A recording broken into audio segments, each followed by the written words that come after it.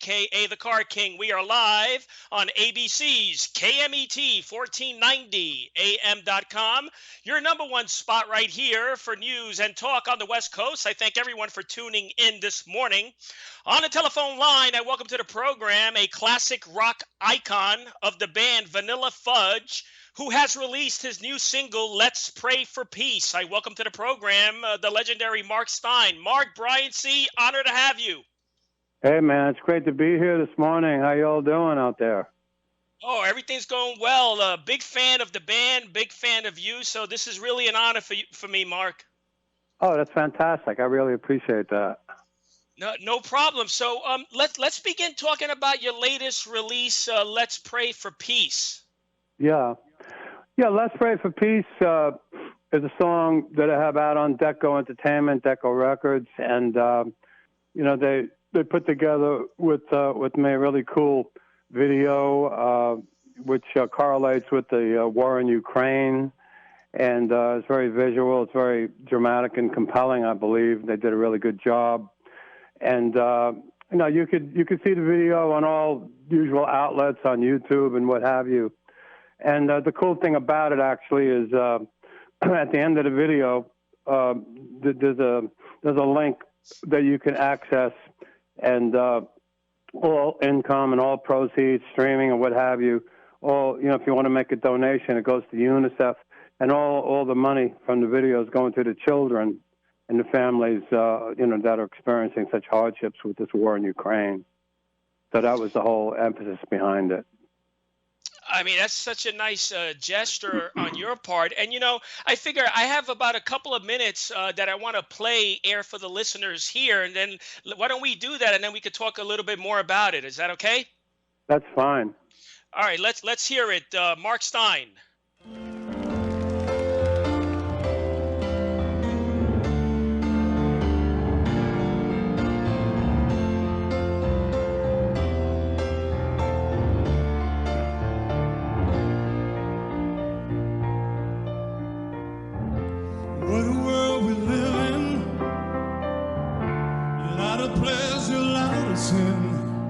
Many languages spoken, promises and borders broken. Who'd like to share a little silent prayer? Let's pray for peace tonight, and it down through the ages. Pages, melody of pain and sorrow, words of God that we can borrow. Who'd like to share a little silent prayer? Let's pray for peace tonight.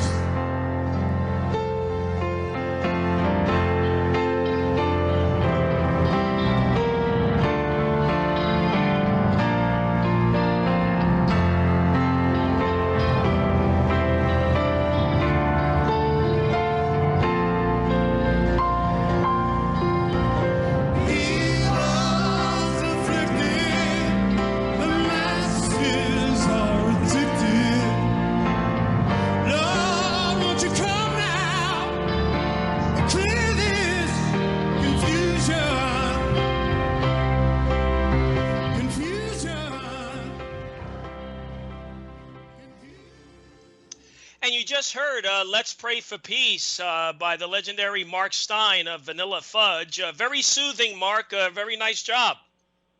Well, thank you very much. Yeah. Now, is it true that this single was featured on your very first ever solo album? Yeah, it's part of an album called There's a Light. And, the album has been out a number of months, and it's a collection of songs.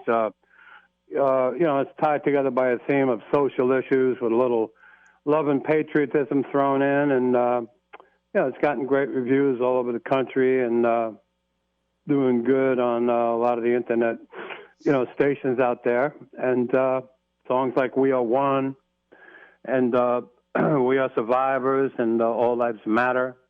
songs like Racism and Let's Pray for Peace. Yeah, so yeah, I'm proud of the record, and again, people are digging it, and you can get There's a Light. Really, the best place to get it is Goldmine magazine, goldminemag.com. They're doing a great job with it. And you can also get it on all, current outlets like Barnes & Noble and Target and, of course, Amazon, wherever you get contemporary music right now. Cool. And I also saw it on DekoEntertainment.com. You can type in Mark Stein, Ukraine charity, right? Right. Deko Entertainment is the independent record label that's got it out there. Excellent. Now let's backtrack a little bit if we can. Talk about the Fudge days. You're really backtracking there, man. I mean, you're best known as the lead vocalist, keyboardist, composer, arranger of the chart-topping classic rock band Vanilla Fudge. Right. Now, I want to ask you, when Vanilla Fudge first came onto the music scene back in the late '60s, how did the music industry perceive the band's style of play, the band's sound? Well, at first they didn't know what to make of it because at that time, artists had to have a song that was maybe 2 minutes and 50 seconds to 3 minutes, and AM stations were predominant in the country and the world. When Vanilla Fudge came out, with the long psychedelic symphonic arrangements of, songs like Beatles songs like Eleanor Rigby and songs like You Keep Me Hanging On and Season of the Witch and all these far out renditions that we did at the time, it kind of blew everybody's mind because it was such a new approach to music. And because of the advent of FM underground stations like WNEW in New York and, a lot of the stations on the West Coast there in L.A. and San Francisco, Chicago, they were able to play these long arrangements, so our creativity was totally exposed. And that's what turned on the music industry. And it kind of inspired a whole new brand and a whole new breed of musicians, and because we dared to be different, and a lot of bands that followed us, followed that pattern. So everybody was more open to be creative without having to stick everything to a 3-minute song. So I think that's something that we kind of represented from that era. Oh, there's no doubt about it. I mean, Vanilla Fudge was pioneers in the industry. I mean, like you mentioned, no one was doing that psychedelic symphonic rock approach. I mean, you guys really invented that sound. Yeah, we did. It was something new, and it was just kind of shocking to a lot of people, because they didn't know, what song was it. They would hear the intros and our, our method of arranging the songs, and then when the song came in, they say, "Oh my God, it's that song! It's Bang Bang by Sonny and Cher." It would start out with the March of the Siamese Children from The King and I. All these arrangements I used to, put these things together for the band in the early days, and it was a cool approach to music. It was a very creative time, the '60s, and we became the center, I guess, of the pop music universe in those days, and it was really cool. And suddenly we were just thrust into the fire, into the madness, and being on tour with the Mamas and the Papas, Sonny and Cher, and the Fifth Dimension, and Canned Heat, and Jimi Hendrix, and just the whole. It was an amazing and a very glorious time. So I feel really blessed and proud that I was part of that era, and I'm glad Vanilla Fudge had a hand in being some sort of a link between pop music and heavy approach to music as well. So. Oh, absolutely. And then in '68, I mean, you guys also headlined at the Fillmore East with a 25-year-old cat named Steve Miller. Do you remember that? Well, actually, of course I remember that. Actually, that was the Fillmore West. That was in San Francisco. Fillmore West. And I definitely remember that night. That was pretty incredible because we were peeking out on a lot of levels right then. We were headlining all the civic centers and Fillmores and what have you. And I remember Steve Miller opening for us. In fact, Steve became a really good friend of mine years later. And it was just a few years ago he invited me to come up on stage and sit in with him on a couple of blues tunes at the Hard Rock in Fort Lauderdale. And that was a great night, man. So Oh, Steve wow. is an amazing cat. He's one of the legendary, songwriters, and just a fabulous guy, and a true legend in rock, for sure. So yeah, very cool. But, I mean, your resume is incredible. I mean, besides working with Miller, I mean, you also work with Alice Cooper, who many people in the business say Alice Cooper is a heck of a cool guy. Is that true? He's the coolest, man. He's a really down to earth. He's just a great guy. Yeah. Man, if I don't run into him in years, every time I do, he always makes time for me to talk about the classic rock days. He's just a regular guy, and he's an incredible entertainer, and he's brought so much to the world of rock with his amazing, visual dramatics on stage. He was like the first cat really to have these amazing shows, these productions like Welcome to My Nightmare, which back in the 70s was at the helm of all the arenas. Yeah, I was lucky enough to be part of that tour in Australia and New Zealand, way back in 1977. And at that time, it was I think it was the biggest grossing tour of all time in the Southern Hemisphere. That was quite an experience for a 30-year-old guy, but it was good to be part of it. And also, also to remind everyone listening, I mean, also Fudge's credit, of course, introducing just a small rock band named Led Zeppelin at the time, who in the very beginning, you gave them advice on performing. Is that a fact? Well, when I first came to the country, when Jimmy Page broke up the Yardbirds and he came over here, nobody knew who Robert Plant and John Paul Jones was, or John Bonham. I mean, obviously everybody starts somewhere. Vanilla Fudge at the time had multiple, songs and albums on the charts, and they signed with Atlantic Atco, and we were label mates. So, they opened for us. Actually, their first gig was in Denver. I think it was December 28th. And the promoter, the venue was already sold out, but the record company and the management wanted them to break and get some exposure, So the promoter didn't want to pay him any money. So to make a long story short, we gave Led Zeppelin half our fee so they would have enough money to make it happen for themselves, to start getting exposure. And that's how it all started. And, that first tour, they were just, a young bunch of guys wet behind their ears, they had obviously incredible potential. And they used to watch our stage show and how we handled the audience. And, and I think they acquired a little bit of experience and confidence watching us. We used to hang out a lot in those days, and by the second tour, they got so incredibly good that they were blowing everybody away. And before you knew it, they suddenly became the rock juggernaut that just became the biggest band in the world. So I look back on that like, wow, people don't realize how that all evolved, but I was part of seeing the dawn of Led Zeppelin, and what can I say? I've written a book. It's all in my book, You Keep Me Hanging On, the raging story of rock music's golden age, that you can also get on Amazon, or you can get it on mark-stein.com. So if you want to find out about how all this stuff evolved, you can read all about it. Yeah. Go ahead. Yeah, mention the website. From what I understand, we have about 87,000 people streaming the show. So go ahead, mention all your websites, your social media pages. You have the stage. Yeah, well, my website is MARK, which is a hyphen, mark-stein.com.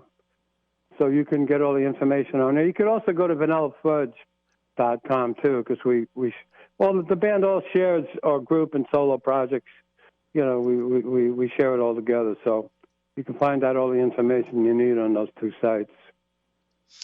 And one thing I heard, Mark, about you, and tell me if this is true, is that you were not really a metal guy. You were more into blue-eye, soul, heavy rock genre. Is that fair to say? Yeah, well, that's what I am. That's what I was. I mean, I was inspired by, a lot of the Motown, the whole Motown era. And, the blue-eyed soul of the Felix Cavalieri and the Rascals, in the mid-'60s when they first came out. They were incredible to watch.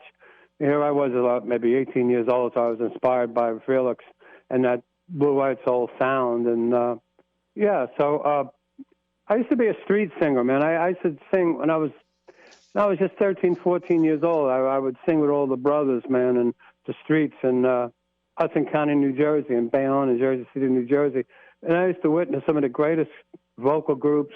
I was inspired by, you know, the African American harmonies, which I used to develop into my later years with Vanilla Fudge. Anybody that hears any of the Vanilla Fudge sound can hear that in our music, you know.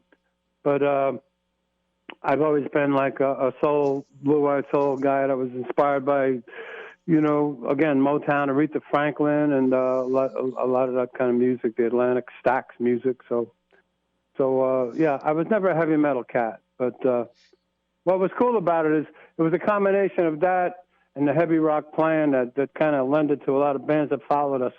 So I know that we influenced bands like Uriah Heep and Deep Purple and a little Led Zeppelin, a little Styx thrown in there. So, yeah, so we're definitely a part of rock history, and there you have it. Yeah, and like you mentioned, I mean, just a remarkable music career, which dates back to the 50s. I mean, at 11 years old, you're on television with, what, Sam Cooke? I'm on television with Sam Cooke and How the Wayne heck Newton. Does that happen? Well, my dad was I mean, I just looking back in retrospect, my dad used to, you know, he was like my first agent and manager, you know. I mean, he would work his ass off, you know, in a factory. And he'd always have the energy because he saw I had this talent at such a young age. He wanted to push me into the streets. He wanted me to make it, you know. So one time he got me into this New York rock and roll show at 11 years old. He got me to audition. And you know, the promoter liked me, and the MC of the show was a cat named Neil Scott, who had a record out himself, and we got to, you know, get a really cool relationship at a young age. He wrote a song for me, actually it was called "Give Me a Chance," and they took me in the studio with a rockabilly trio, and we recorded it, and we kind of got it on a small label, and I got on this TV show in Washington, D.C. at 11 years old. I mean, here I am. I'm only in the 7th grade in grammar school. And, yeah, I was actually on this show. I got my first taste of the rock and roll bug, you know, at such a young age. And Neil Scott, actually, if you fast forward, he became Neil Bogart, who founded Casablanca Records, who launched the careers of Donna Summer, Kiss, the Village People, and he became a true independent star in the business. Unfortunately, he passed at 39 years old, very early age, but he was a legend in the business. And there may be a movie coming out, hopefully, called Spinning Gold, which kind of reflects on his whole history and what he brought to the music industry during the short time he was here. Amazing. So, you know, I have about 5 minutes left. So what's in the pipeline? What's down the pipeline for you? What's going on? You have any tours or events coming up? I'm doing an event called World Stage at the end of September in the Chicago area. And Jim Peterick, who wrote, you know, for Survivor, Eye of the Tiger, and he's famous for work with 38 Special. He's a great guy, very talented dude. He's got a band called Ides of March. He wrote that song Vehicle, which is like a classic, iconic song. He has an annual event called World Stage, so he invited me to be one of the featured artists on it. Jennifer Batten of Michael Jackson fame, the really cool guitar player, is going to be on it, and some other guest artists, along with the Ides of March. So I'm going to be singing a couple of tunes from my solo album, There's the Light, and I'm also going to be singing a couple of, like Take Me for a Little While and You Keep Me Hanging On from Vanilla Fudge. They got a great band and some great musicians, and they're going to back me up on that, and I'm looking forward to that. And then after that, we have about 10 or 12 shows throughout the New York, New Jersey metropolitan area in New England with Vanilla Fudge. So if you look at the vanillafudge.com website and the tour dates, you can access where we're going to be playing. So I guess we get to live another day, man, you know? I mean, we're over a half a century old, and we're still out there rocking. So I think that's pretty cool. 3 out of 4 original members. It's Carmine Appice, the legendary drummer on drums, and, you know, the great guitarist, founding member Vince Martell, and Mark Stein, myself on lead vocals, keys. And we got Pete Bremy, who's been with us over 10 years now on bass. Unfortunately, the original member, Tim Bogert, had passed away a year ago, January. But, we're still making it happen. We're still out there rocking, and I think if you get a chance to see the show, I don't think you'll be disappointed. Excellent. And I'm glad you mentioned Michael Jackson, because I wanted to ask you, you recorded with the King of Pop, right? I did. I was working with the great Dave Mason of We Just Disagree and Feeling All Right fame, of course, one of the founding members of the great band Traffic. He went on to have a fantastic career as a solo artist. He's in the Rock and Roll Hall of Fame now. So anyway, we were doing a record in Hollywood Sound, in Hollywood, California around 1980. And I had come out of the studio to take a break, and the Jacksons were down the hall in another studio doing a record. And I saw Michael Jackson hanging out by the candy machine or the soda machine, whatever it was. And at the time, Off the Wall was a multi-platinum record. And I just went up to him, I introduced myself, and I knew that we had a track that we were doing on the Old Crest on a New Wave album, and it was called Save Me. And it had the same kind of grooves that was on the Off the Wall album. I said, Michael, dude, why don't you come in the studio and check out this track we're doing, man? I never thought he was going to say, okay, cool. He said, yeah, man. He followed me into the studio, and to everybody's amazement, we put up the track, and he was loving it. He started snapping his fingers, dancing around the studio. I said, Michael, why don't you go in the studio? There's a live mic. Put the cans on. Put on the earphones. Why don't you scat to the tune, man? The song, I think it would be amazing. So he did. Everybody was blown away. So I'm looking through the glass, and I'm watching Michael Jackson scatting and singing to this song with Dave Mason and myself, singing background vocals and playing Hammond on it. And in one take, he did this fantastic take, and he comes back in the studio, and we're listening to it. And, hey, man, that was an incredible night for everybody. And he just kind of said, well, look, it was great. I enjoyed it. And he kind of took off. And that was the last time I saw him. So if you want to Google a song called Save Me by Dave Mason, you can hear it, and it's a very cool, funky track. And there it is, man. Damn. So a pinnacle moment, no question, in your life. What would you say was the biggest moment in your life? Was it doing the Ed Sullivan Show? Probably one of the hottest things I ever did, because at the time, when you appeared on the Ed Sullivan Show, I mean, that was the holy grail, okay? I mean, the Beatles were on Ed Sullivan. Elvis was on Ed Sullivan. All the big British invasion stars were on the Ed Sullivan Show. So when a band like Vanilla Fudge got an opportunity to be on that show, it was like, wow, man, 8 o'clock at night on a Sunday evening, you're in everybody's living room in America and perhaps the world. And right then and there, it became a household word, And we came off really, really well. And it was a very exciting night being on that show with Duke Ellington, and Flip Wilson and all these different people from different realms of the business. It was just pretty cool night. And the thing about it is everybody recognized you, like whenever you went to the store to buy something. Because I all saw you on this national TV show that everybody watched. And not only that, but all our records on Billboard and Cashbox charts, they flew up the charts. I mean, they'd grow 30 points with a bullet back in those days, it was called. And, it helped our royalties. It just helped the overall fame and exposure and significance of Vanilla Fudge or any band that had the opportunity to be on that amazing show that night during that time. Yeah, and what was the deal with Woodstock? I have a couple of minutes left. You guys didn't perform in Woodstock, right? No, but you were invited? You know what, man? We were on the verge of kind of breaking up then, We weren't getting along. We played the Seattle Pop Festival with all the greats, with the Doors and Zeppelin and Ike Tina Turner and everybody, and it was 75,000 people at that one. We played the West Palm Beach and Miami Pop Festival. We did all kinds of pop festivals, all right? And that weekend, we were playing with B.B. King somewhere in Connecticut. And there was another rock festival, pop festival called Woodstock.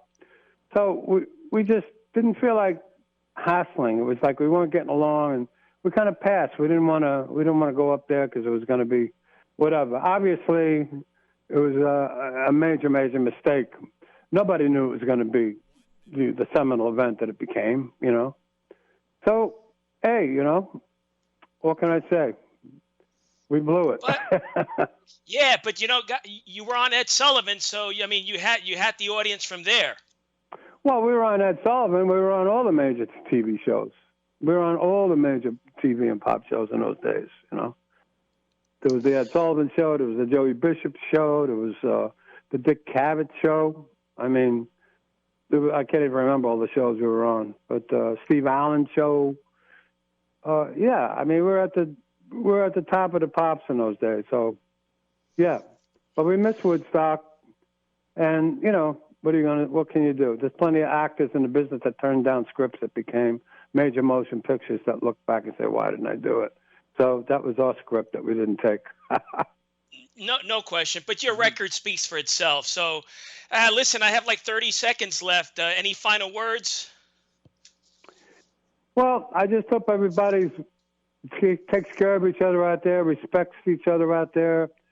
I know that the country and the world is in a pretty deep divide right now.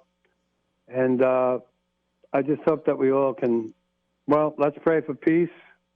Let's hope that the war in Ukraine, you know, ends a lot sooner than later. And let's hope that all these diseases that are afflicting humanity are going to end, and, you know, we can move on to a more positive future. And I want to thank everybody for being fans of Vanilla Fudge and Mark Stein and the whole classic rock industry. And everybody just love one another and be safe out there. Mark, it was an honor and a privilege. Thanks so much, guy. You got it, man. All the best. Take care of yourself. You too, buddy. Bye-bye. Bye. Mark Stein, the legendary keyboardist of Vanilla Fudge, his new release, Let's Pray for Peace. Check it out. Until next week, happy collecting to all.